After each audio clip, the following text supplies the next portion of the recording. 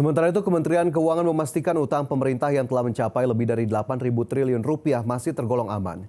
Menurut Dirjen Pengelolaan Pembiayaan dan Risiko Suminto, utang negara tidak bisa hanya dilihat dari sisi jumlahnya saja. Jika dilihat dari berbagai indikator dan rasio, maka jumlah utang yang mencapai 8.041 triliun rupiah tersebut masih aman.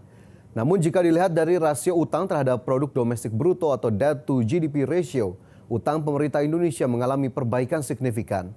Hingga akhir November 2023 tercatat debt to GDP ratio utang pemerintah 38,11%. Rasio tersebut turun dari posisi Desember 2022 yang mencapai 39,7%. Suminto menegaskan jumlah utang Indonesia juga masih aman apabila menggunakan perhitungan currency risk karena proporsi utang Indonesia dalam bentuk valuta asing terus menurun.